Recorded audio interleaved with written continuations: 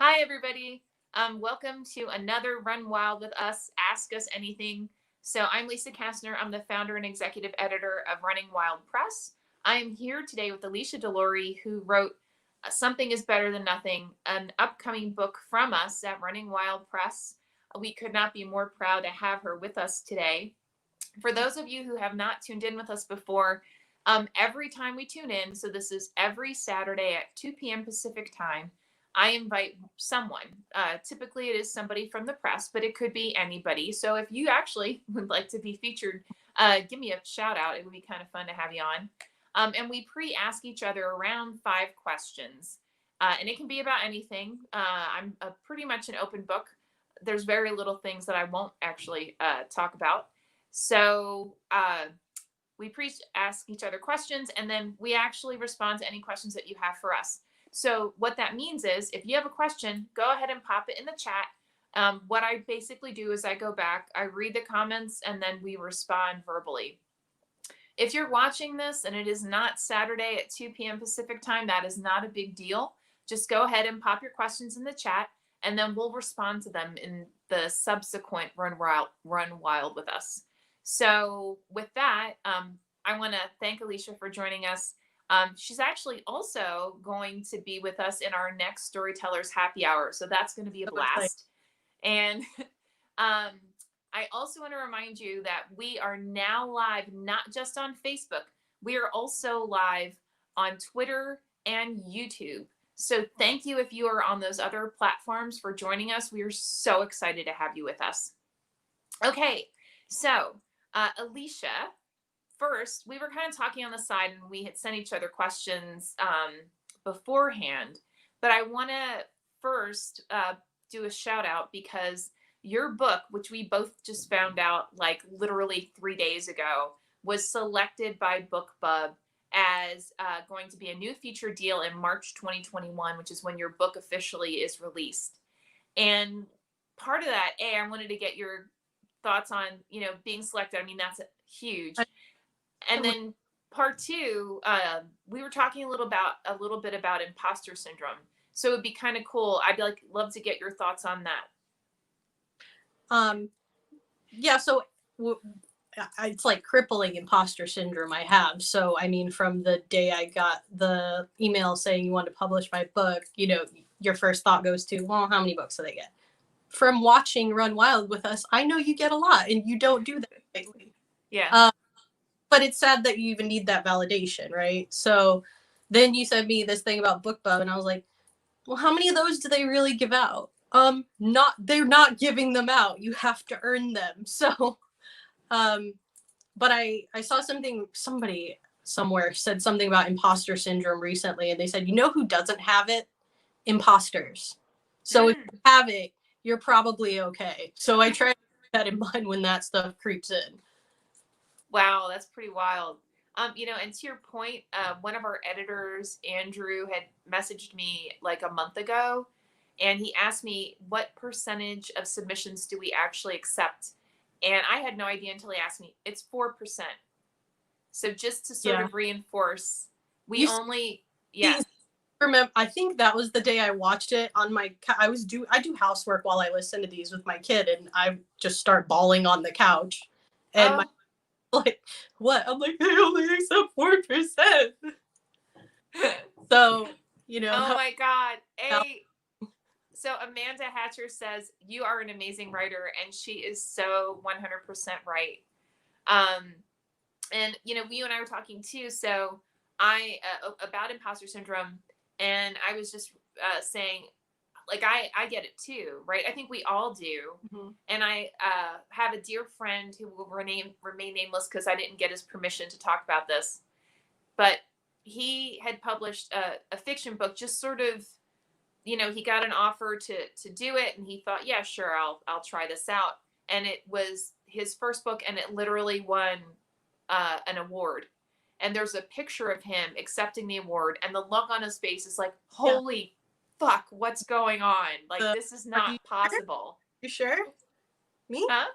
It's that whole, like, are you sure about that? Me? It wasn't even, it was beyond the are you sure? Yeah. It was like I am on another planet. How did I get here? Like, Mhm. that kind of like he took it a whole nother level. So we all get it. And to me, it's like, as long as you know you did your best, Mhm. right? You worked it, you,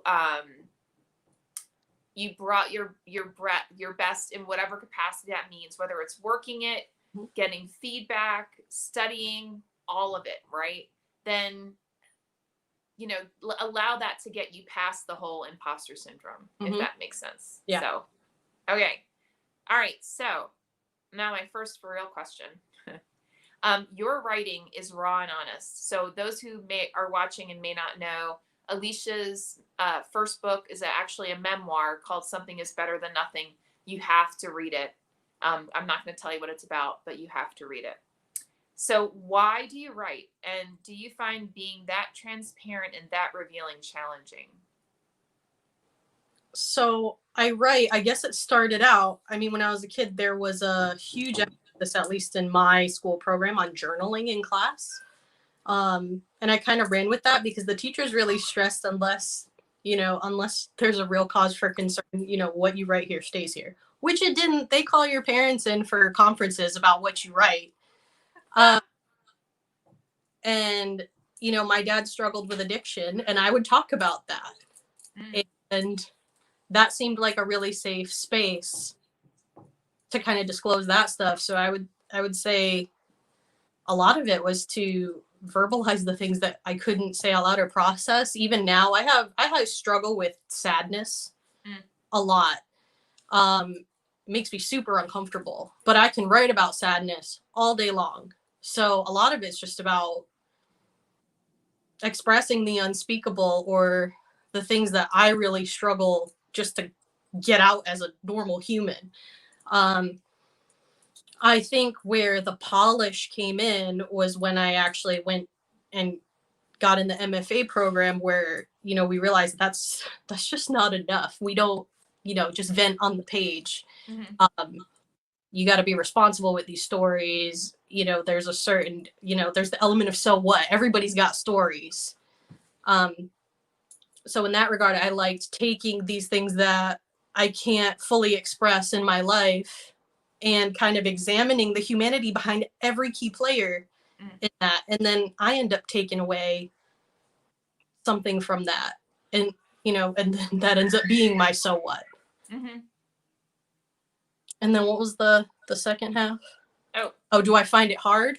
yeah. No. No, there's no shame in this game. I think I think it's important, again, to not be confessional for the sake of being confessional. Mm, I don't think it's cute to just be TMI and just sit there and blurt something out that's hard to say, and then that's it. Like, here's my outlandish truth, or like, here's a good story, and then you're just like, mhm. Like, are you like, yeah? Did you get something? it. Yeah. It's just. I think there's a really fun little dance that you have to do, and that's where the skill as a writer comes in. Mhm. um, to put it out there in a way that's not just putting it out there for shock value.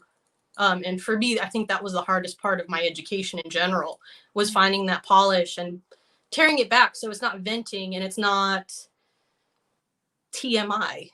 Right. So no, Well, there's never been any shame in this game. You can't write about humanity with a filter. I don't feel like you can do that. mm. And it shows. And I mean, and you do it. I mean, you do it beautifully. It's raw, but not raw in a way that you're not actually telling a narrative. Like, you're still providing story, but it's very clear from the very first line that you are speaking your truth, Yeah. and your insights into your world, and actually into those around you, because it's clear too that kind of what you just said, you learned through writing about this period in your life. You learned a lot about those around you, and it just really enriched the memoir itself. And I mean, So, that's our biggest, that to me, that was the work that Ben and I had to do together, because I would go back and be like, I can't say this way. Right. Not responsible. It's assigning value for the reader where I want them to see what happened, at least how I recall it, Mm. and make their own value judgment. It's not my job, even as a writer, to tell them how they should feel about these. These are people. Right. No matter how I feel about them, these are people, and I need to be responsible with their stories. So in that, it's being open, but Mhm. finding that polish and restraint to do it in a way that's respectful. Yep. That's perfect. That's perfect. Okay, so I don't think we have any questions in the chat. Most people are just saying, hey, how are you? Hi, Alicia. You've got a hi from Corey Elena, a hi from an Amanda Fletcher. Bassam Monor says, hey, thanks from Northern Iraq. Henrietta Rosier says, hi, Alicia. And I think that's basically it. So, okay, so do you have any questions for me? I do. All right, let's what does your writing process look like? So my writing process as of late has been very disjointed. I used to designate like 1 hour a day and like one day a weekend that was called Lisa time. And that was really all about me having the time to do my research and studying and writing my own stuff. And between, so like 90% of the writers I know, I have a day job, right? And and I'm very blessed to have the job that I have. And I am very blessed to work for the company I do and do the work that I do and work with the people that I do. It is, though, it's a very time intensive job. So I probably work most days between, I used to work between like 8:30 and 6 to 8:30, 8 to 8:30 and 7. And as of late, it's been more like 7:30 to around 6:30 a day.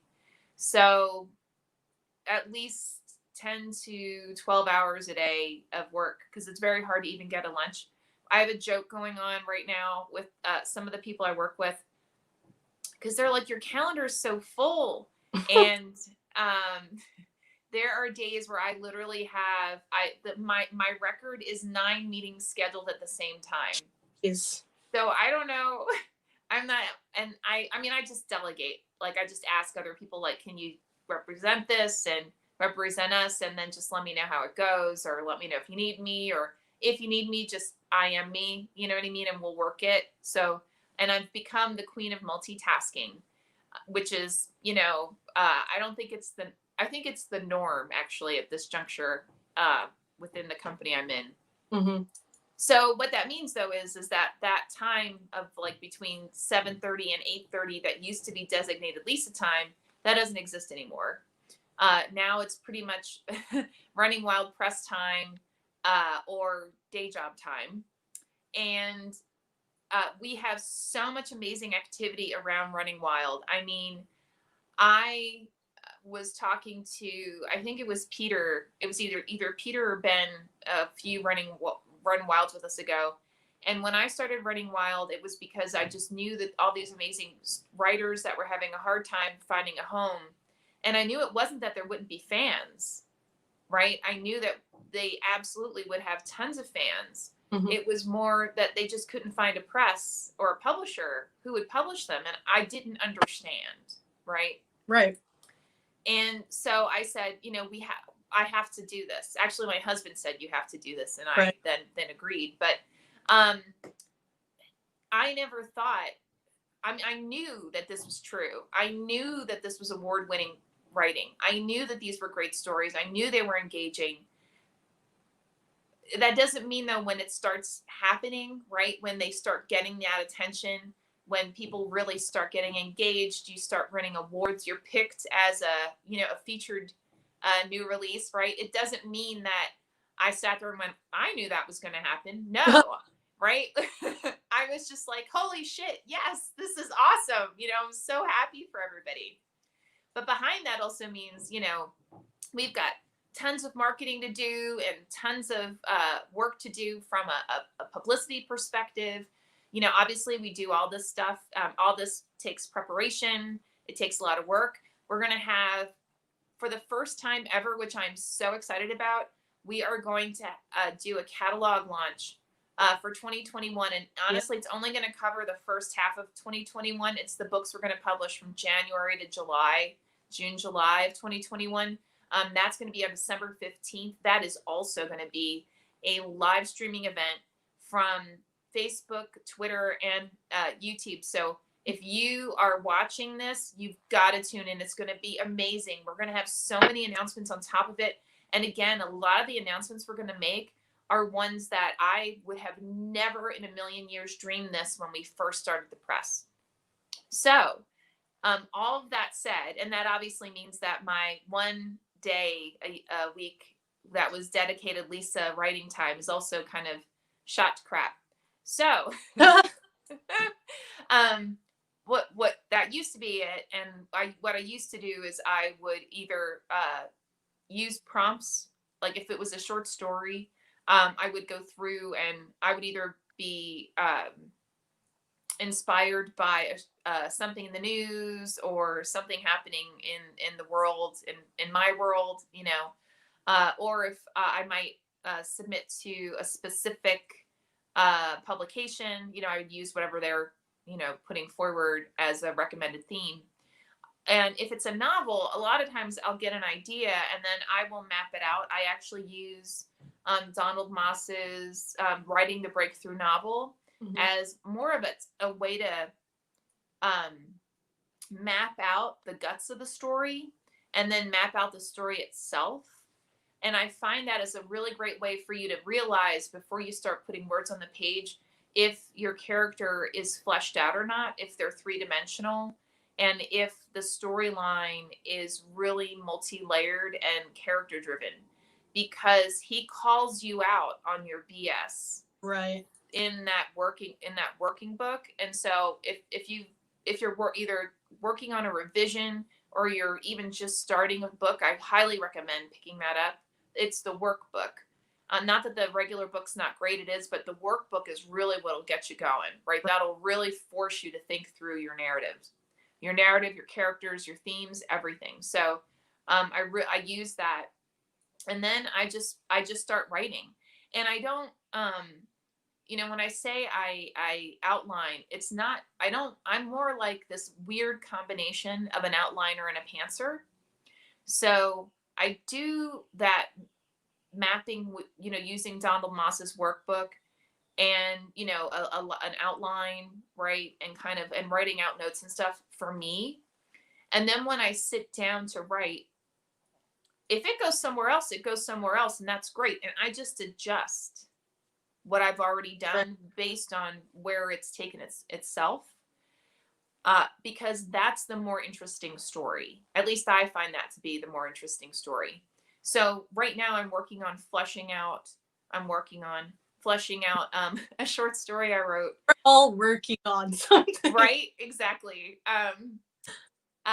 It's a short story that I wrote called The Cure. And so far it's been lovingly rejected a few times, but all of the rejections have been like, please God, send us more stuff. And I'm like, okay. I'll get right on. Right. Like, okay, sure. But I'm fleshing it out to be a novel, if not a series, because I can see how it can become a series.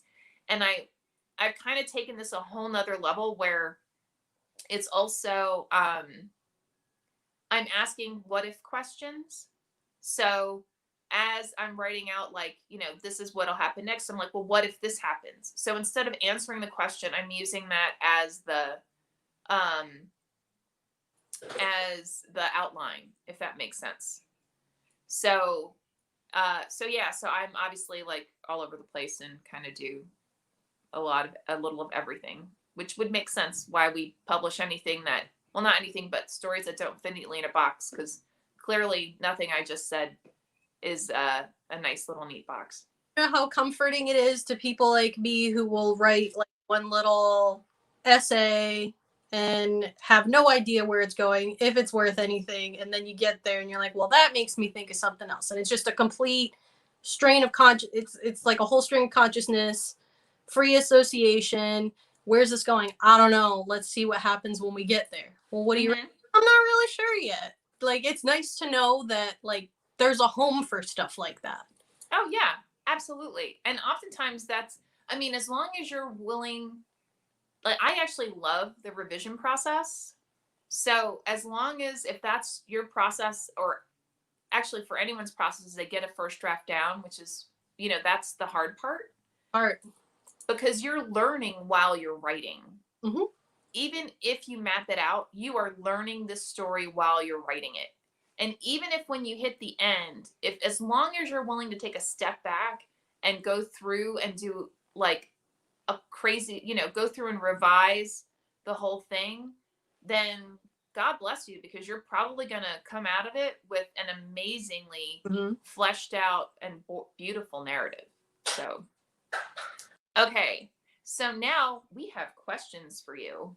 Our Woo! first question, woo, is from Tracy Garcia. So, first, Alicia, you look beautiful. And then the second question is, what was the main reason for writing your book? Jeez. So when I went into the MFA program, I promised myself that I would leave there with a full first draft working manuscript. Um, and when I started it, the catalyst was the death of my dad. I wanted to write a story about my dad and my family. And I probably spent the first half of the program trying to make that work on its own. And it wasn't. So um Mm. I had mentors. Bill Patrick was actually the one who kept urging me to explore my life as a military spouse.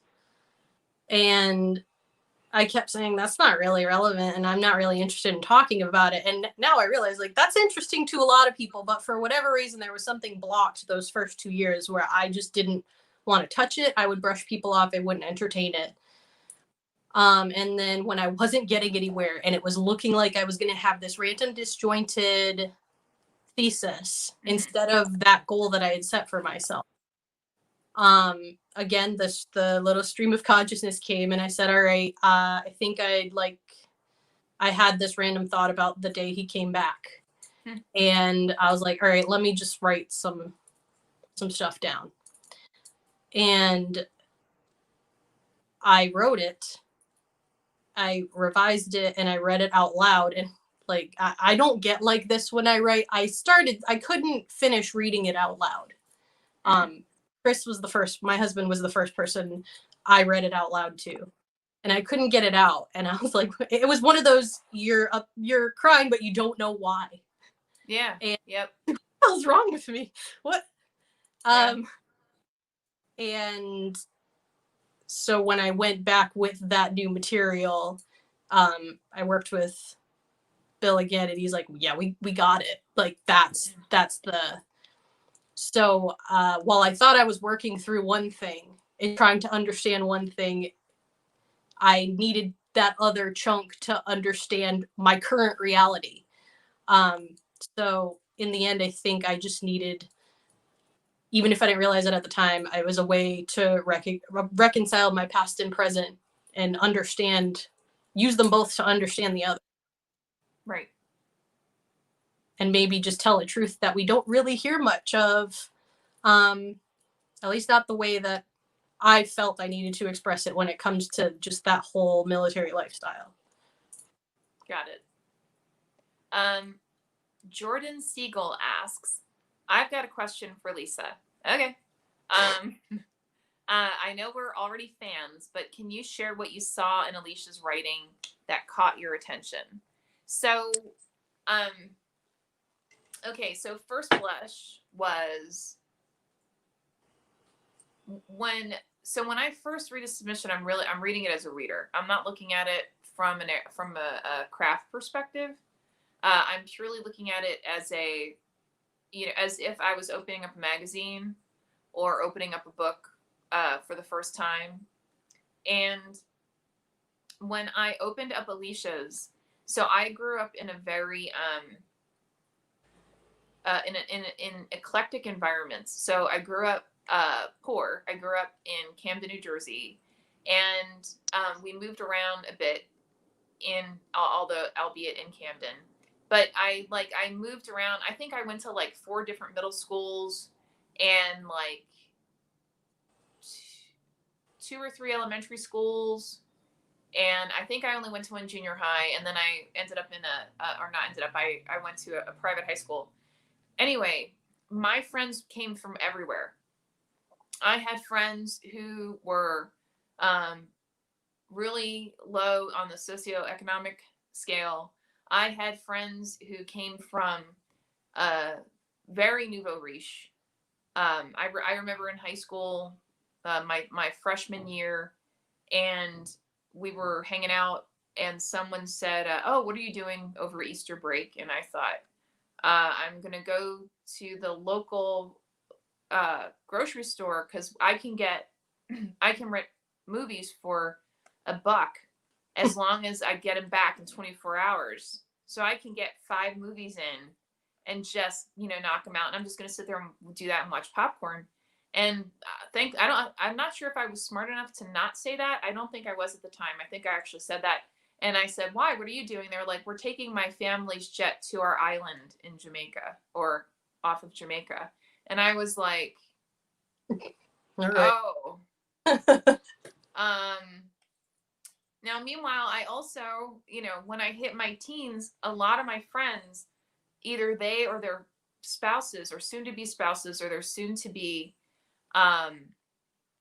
fiancés were leaving high school and going right into the military in a lot of cases, or they were in college or community college and had to leave because their parents couldn't afford it anymore.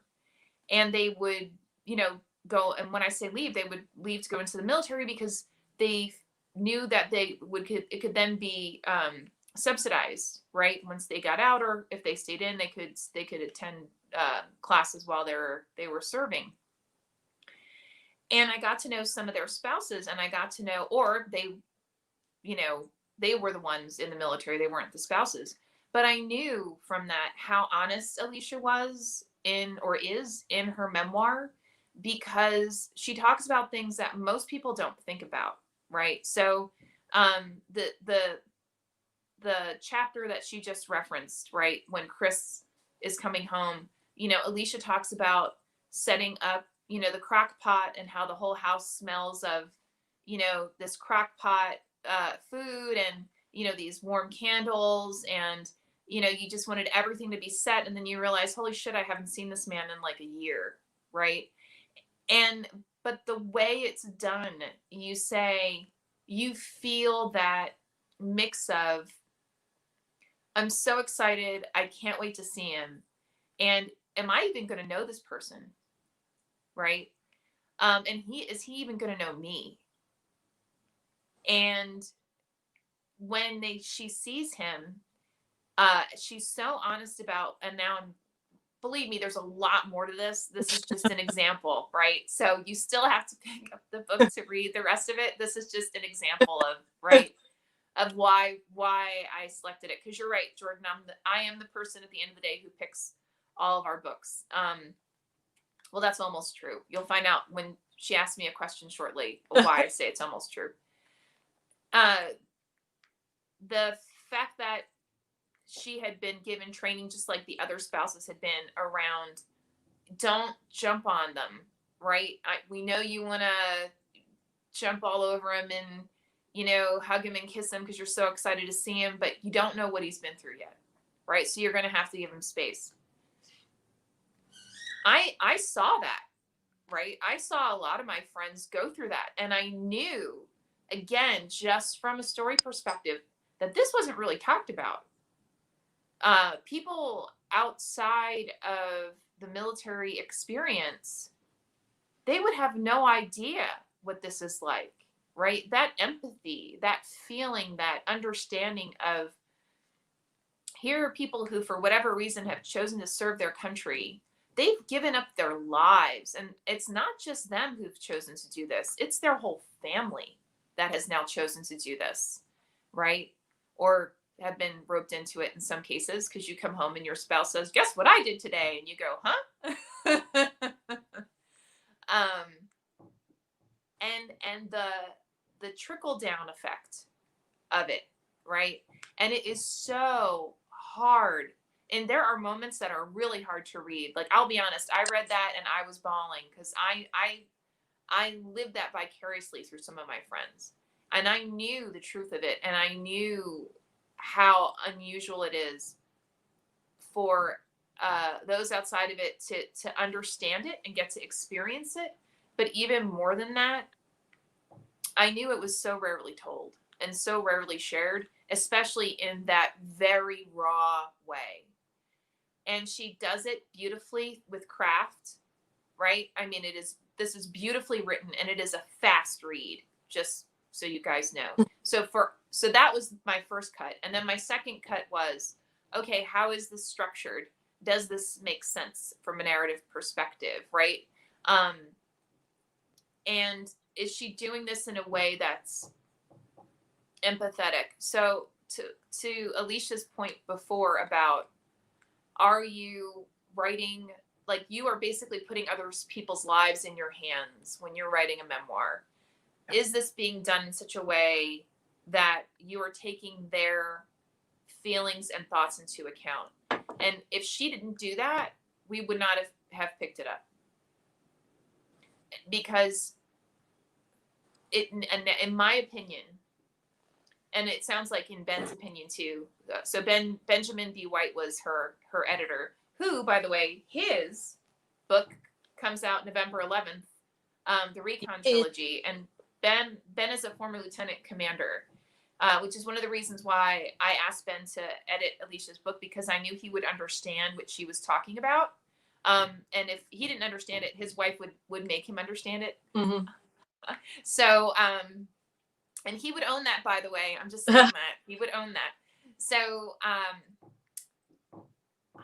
if Alicia, because if you don't acknowledge the other party's feelings and emotions and their experience in it, then it's a huge disservice to you, to them, mm-hmm.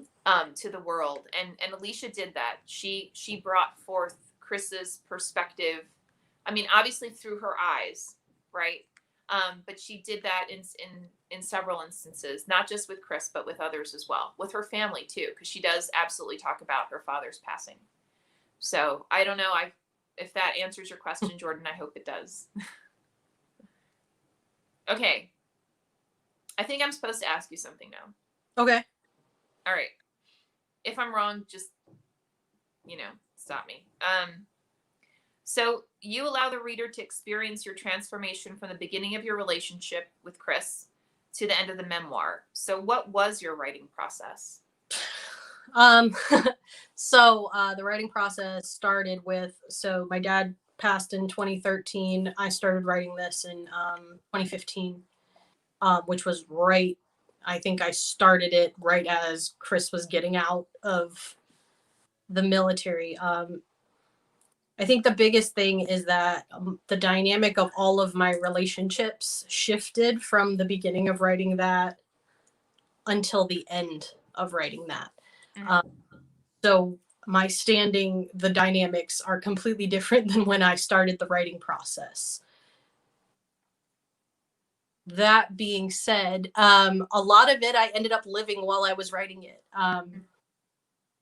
And then giving enough time to pass by to where, again, it's not confessional. It's giving a little bit of perspective. Because, again, if it's too raw, it's just too raw and too new. Mm-hmm. There's no perspective. I think it's kind of hard to see. So a lot of the essays the pieces as they exist now are massive rewrites, because I wrote them when they happened. A lot of stuff happened to me in 2 years between when I started writing this thing and when I was done. They started as like this raw, like, here's what happened so I don't forget, because I want to remember how this feels. But putting it on a shelf and being like, I can't use this. And then having to come back to it sometimes a year or so later to kind of tweak it. And then, going back to the stuff in the beginning and writing from a place of where my perspective brought my relationship dynamics now. So it was very, I'm going to start with this and see what happens. And then, well, this makes me think of that. Well, this makes me think that. Well, this crazy stuff just happened yesterday. Let me write about this. And it was very much kind of all over the place.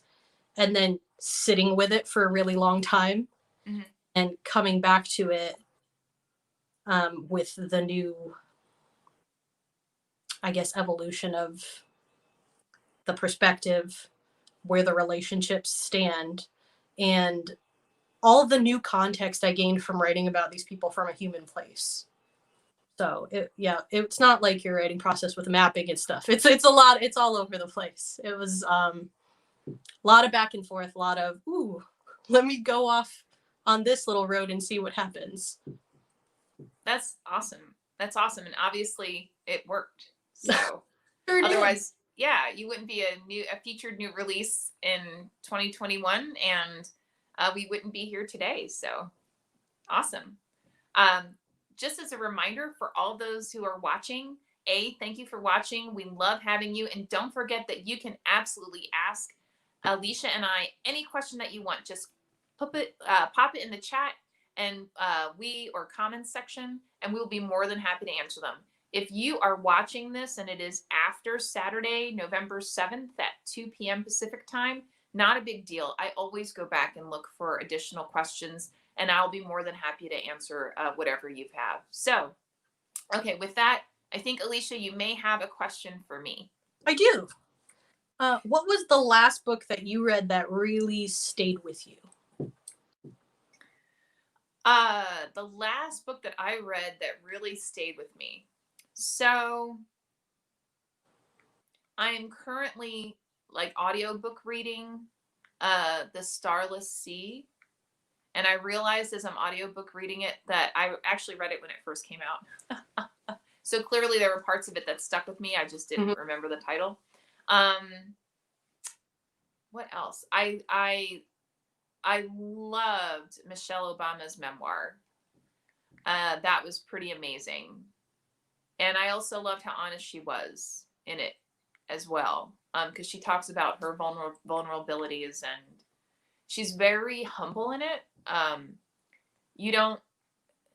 That woman is incredibly accomplished, and how she presents herself is one that, you have to take a few steps back after you're reading it and then say, wait a minute, she just said this. Holy crap.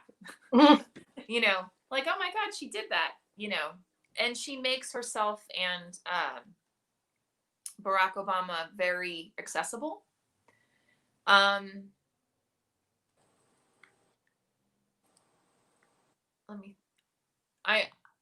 Believe it or not, I actually read a lot of graphic novels too.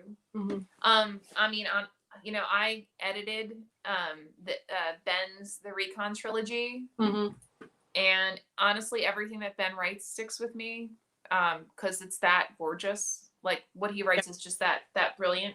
And these are narrative poems, but I'm going to tell you now, if you're not a poem fan, it doesn't matter. They're narratives, right? These are actually stories that somehow this man's brain works in such a way that he can write them in the form of a poem, and they come out.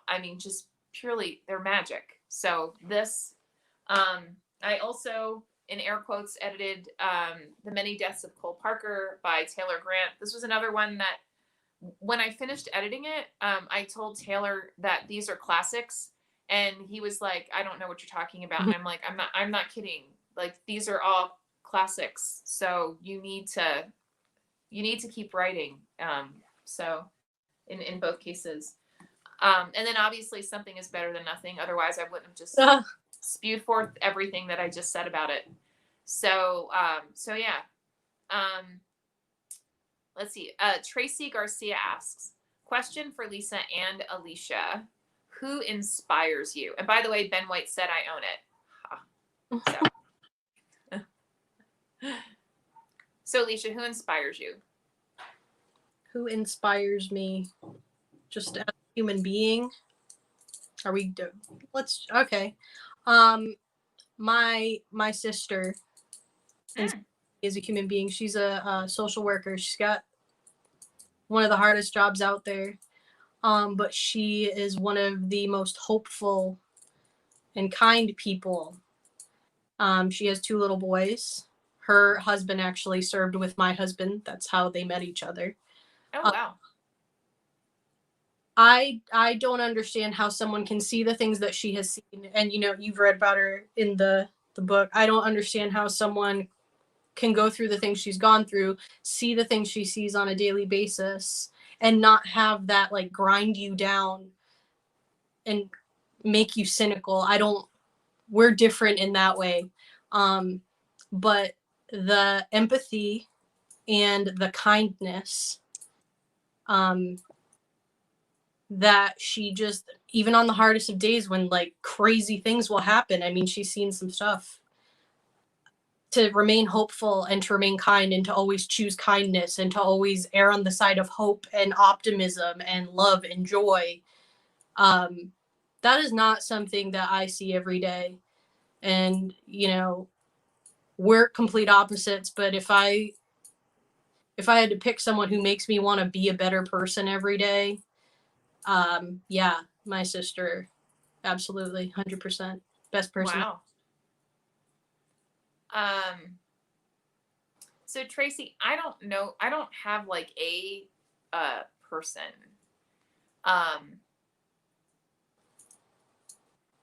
People who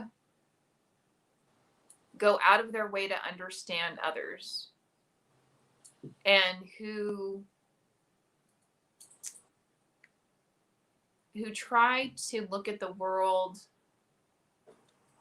as a whole instead of just like exactly what they want it to be, right? Or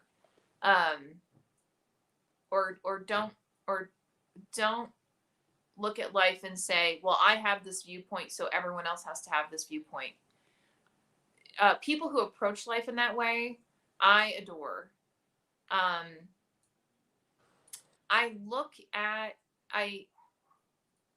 try to look at every situation and every interaction as an opportunity to learn and from whoever I'm interacting with. And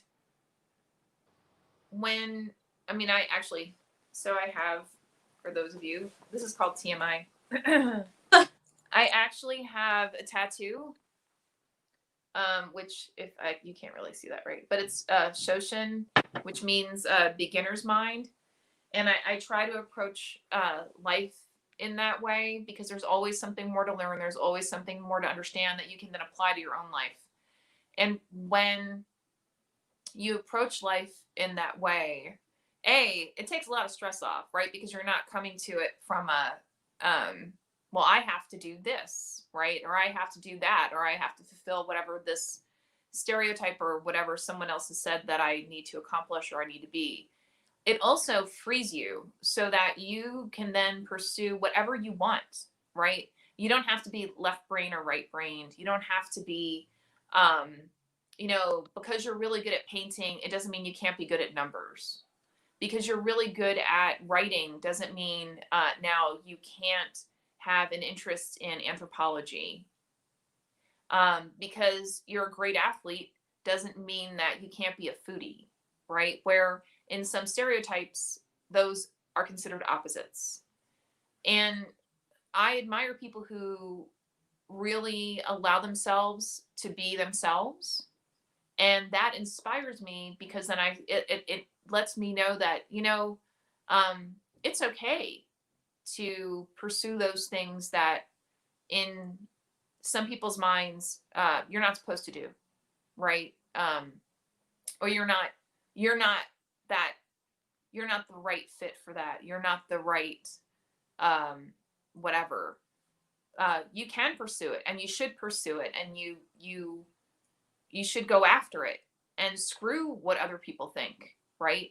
As long as you what you are going after, you believe in, and you're passionate about it, and you're humble about it, and you are willing to learn from others and do the work, then screw what anyone else thinks. And people who really kind of bring that forward, and you see them live their lives that way, and really become what they're aspiring to be, that to me is magical. And I love learning about those people. And yeah, so I don't know, I kind of sort of didn't answer your question, but okay, I have no idea whose turn it is to ask a question. You're going to ask me. Okay, thank you. So what are you working on now? So I'm working on I've got a couple of starts for essays about motherhood. My daughter, she'll be 20 months old. Aw. You after they turn a year. 20 months, right? Yeah, sure. We'll go with that. Yes. But I had the postpartum, I had all that stuff going on. I started with that, then it deviated into like essays about like what it means to be a parent whilst writing about my parents, and um Chris and me as parents, and then our relationship. So it's all over the place. It's more of the same in terms of the actual process. But I think if I had to, like, yeah, it's kind of a book about parenting, and we'll see where it goes from there. Cool. That Yeah. sounds like fun. Awesome. Okay. Let's see. I got one for you. Okay. All right. What are the most challenging parts of running a smaller press, and what are the best parts?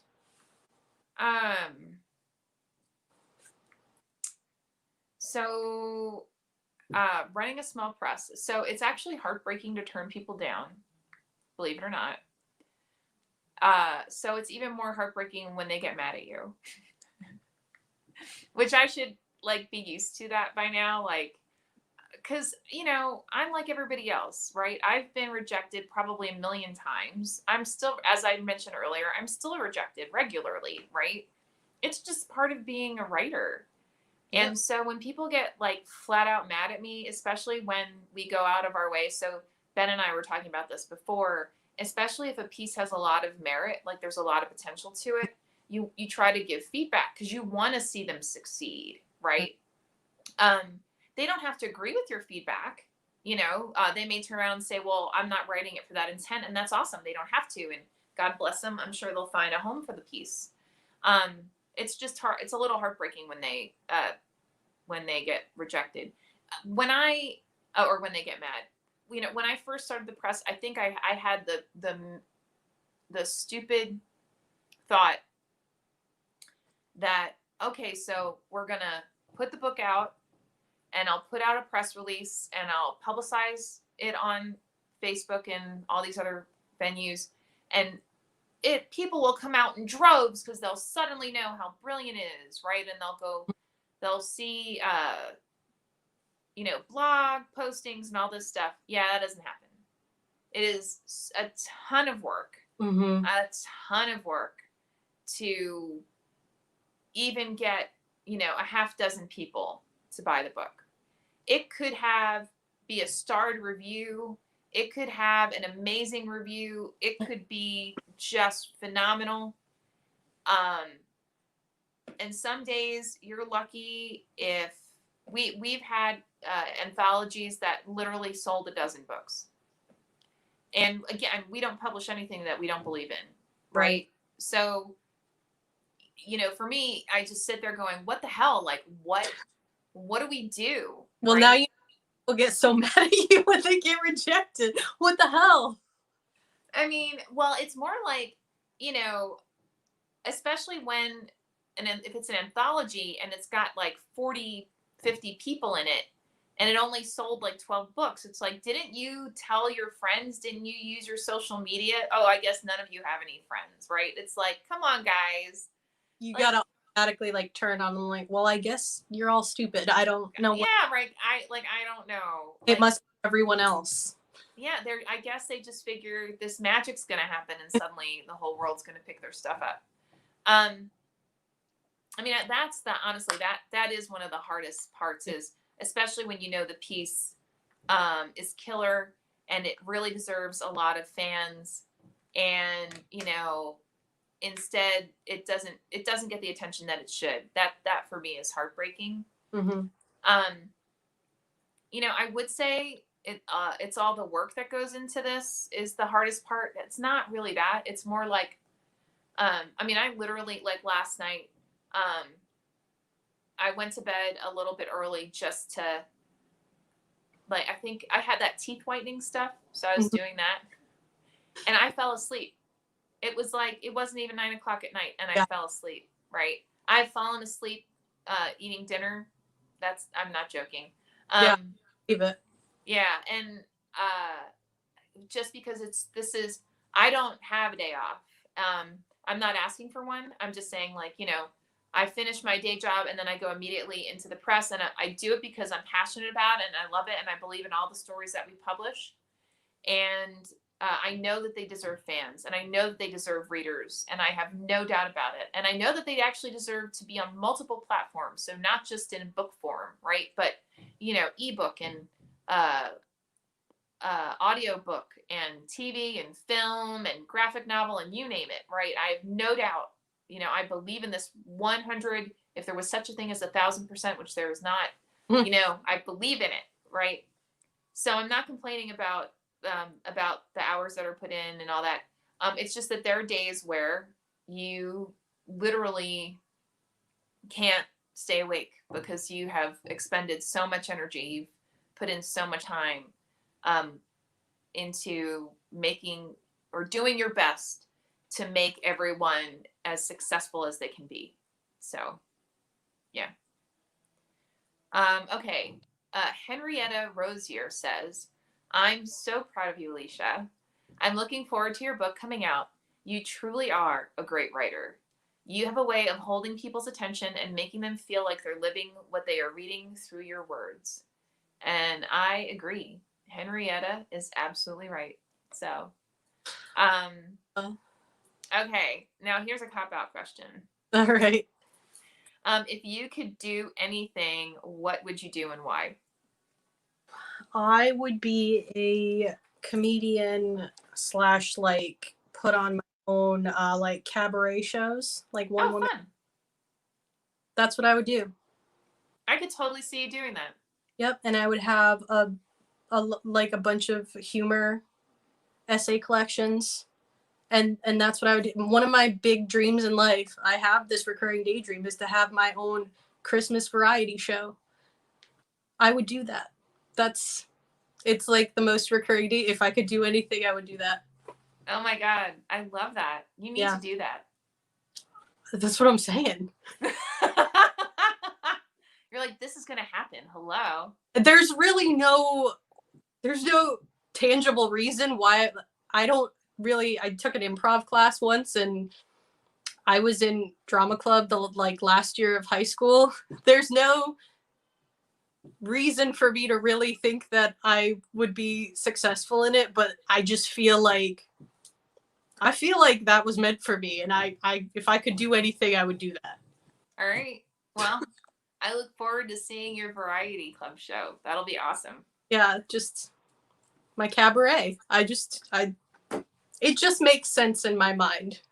Yep, absolutely. All right, this was a good one. This one I was excited for you to answer. Okay. With the new Rise imprint, with is it Andrea or Andrea? I don't want to say it wrong. Andrea. Andrea. I think. Okay. I call her Andrea and she doesn't correct me, so I'm assuming that's correct. Okay. What does that collaboration look like between you? So that's a great question. So for those of you who are watching and you don't know what we're talking about, so Rise is our new, I guess it's an imprint. I prefer thinking of it as its own press under the Running Wild LLC umbrella.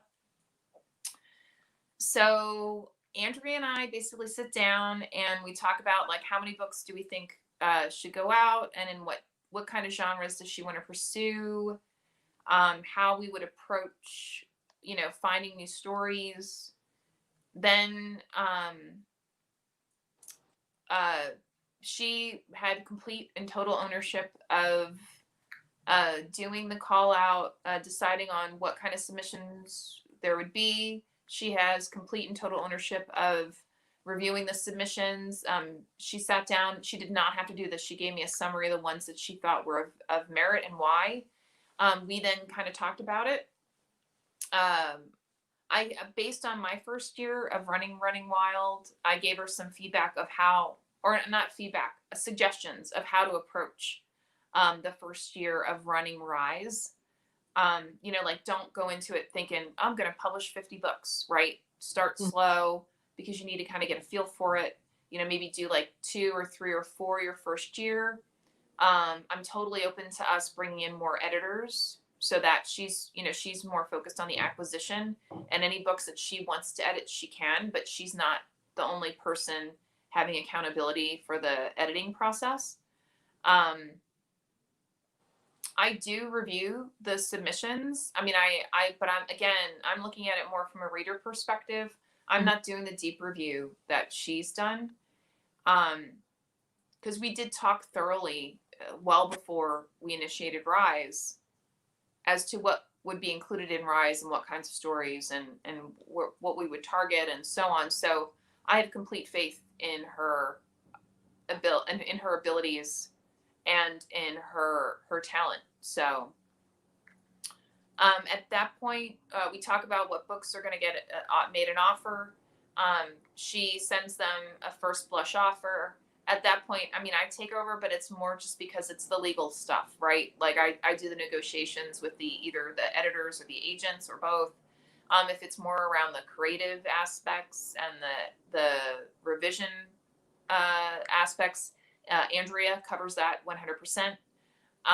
If it is more around, again, like the legalese and the financials and the business aspects and what does this mean in the contract and what does that mean and how are you going to use this or that, then that's all me. Mm-hmm. And yeah, I mean, that's basically it. It's very it's very collaborative, but she really has ownership. And I just do a glance, a breeze review, I guess you could say, of the submissions, and she takes it from there. It's very important to me that it's hers. So yeah. And then if we've gotten submissions that I think might be a good fit for Rise, sometimes I will forward them to her to see if she has any interest, and if not, and it's something that I think would be a good fit for overall Running Wild, then I keep ownership of it, if that makes sense. Mm-hmm. So, okay, now this is the big $1 million question that I'm sure people are going to find really interesting. So, out of curiosity, what was your spouse Chris's response to your memoir and your family's reaction? So with Chris, it drove me crazy because he was the last person to read it. And I mean, after Ben and I were done editing it and you sent me the formatted copy, and it kept me up at night. It gave me heartburn because he had read, I had shared bits and pieces of it. He had heard some, but when it comes to mine and Chris's interests, like he's into cars, I'm not into that. I'm into writing, not really into that. And it got to the point where I was like, this story is like at least half you and your story, and you've entrusted me with some stuff, and I've shared some stuff, and I just need you to be cool with it. And if you're not, I would love to talk to you about it and see how you're feeling. And I kept doing that the whole time, but he just was like, yeah, I'll get around to it. I'm sure it's fine. It's your story. Don't worry about it. Which is great. Like, that's super supportive, but it's easy to say that until you start reading yourself. Right. So he finally reads it, and he would just sit around and he read it on his phone in over 2 nights. And he'd be sitting on the couch and I'd be like, and so I'm pretty animated and extra, and Chris is very no affect. His face doesn't give him away. Every now and again he'd be like, and I'd be sitting there like, what does that mean? Do you need to talk? Like, are you having some feelings? Should we? He'd be like, no, that took me back. Good writing. And or every now and again he'd be like, I felt that. And I was like, do you need to talk about how you feel? Like, I understand it's probably hard to read this, right? Mm-hmm. I was like, no, that's, again, good writing. And then at the end, I was like, he's done. He's like, good book. That was really good. Like, he doesn't have a career as a book reviewer. Let's just be clear. But I was there's so much. And when you guys read it, you'll see I was very concerned about just how he felt on the page. I wanted to be responsible with that story. He entrusted me with so much. Mm-hmm. But he said, no, that's your story. That's how it happened. I didn't notice any, just any inaccuracy. It didn't seem, I was worried. I'm like, does this seem exaggerated? Am I misremembering this? Like, not all of this is flattering. Like, do you want to talk about it? I want to make sure we're good and make it clear how I feel about you before you start reading. And this was my intention. But shockingly, yes, he was the last person to read it and gave me gray hair and heartburn and kept me up at night. But he's been 100% supportive, enjoyed it. My sister, I used my sister Amanda a lot for just recalling a lot of things to make sure there were no like huge discrepancies into how I was remembering, and making sure I wasn't exaggerating at least as much as someone like me cannot exaggerate. And Amanda's big task was, I was like, am I being fair? Like, I don't want, there's just whether I get along with someone or not, that's not important. And you should never set out to hurt anybody when telling your story. That's not, and if you are, then you're in the wrong area. I think it's like super irresponsible. Yep. And at the end she said, because there's people that just aren't in our lives, or we don't get along with. She's like, you made me feel some type of way about these people, maybe people that we have a certain not great relationship with. So, and my uncle's wife read through early on when it was, I think even before I submitted to you, and I was like, was that fair though? Like, I don't want to badmouth it. It's so hard when you're writing about strained relationships. And she's like, that seemed fair. So my uncles have heard and read some portions of it during the writing process, been super supportive. Again, like, those are people that, like, that those relationships were evolving as I wrote it, because I, and with some of my other family members, I think it's very hard to see yourself on the page. And I think you're going to have feelings about that no matter how responsible you were with the writing. And I understand that.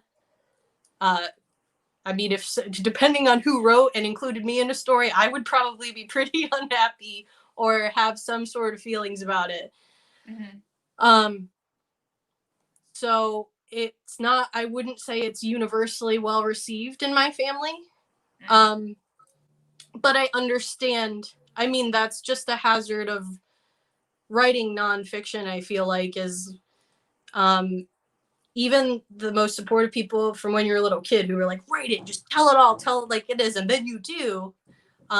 Those are two different scenarios, and I understand it, and I wish things were different. But all I can do is reassure everybody who was in it or depicted or has feelings about it that I wanted to present my truth while not hurting anybody else and providing a context. I think again, like the work Ben and I did, I was like, I want context for these people. I want you, whether the scenario I present is good or bad, I want you to know where they're coming from. Mm-hmm. I want you to see their humanity, and I want you to understand how they got from A to B, and how you feel at the end is up to you. And I don't want to influence that with my own agenda. I don't think, again, it's really hard to go into nonfiction without an agenda sometimes, especially when you're trying to be real. Right. But that that was my whole editing process. It was super important to me to be responsible. So mixed, I would say. But I'm proud of the work I've done, and I just hope that the reader understands that everybody, even the imperfect people, you can see like the love and the humanity and, you know, the fairness that I tried to convey there. Awesome. Amanda Hatcher says, you made people I personally feel are less than human be human in that book. Job well done. So with that, I'm going to thank Alicia. This was phenomenal. And thank everybody who's joined us or who will join us for yet another Run Wild with Us, Ask Us Anything. And tune in next week. I don't remember who we're going to be here with, but it'll be someone amazing. And it'll be fun. So thank you all for joining. We love you. Have a fantastic week. See you next time. Bye.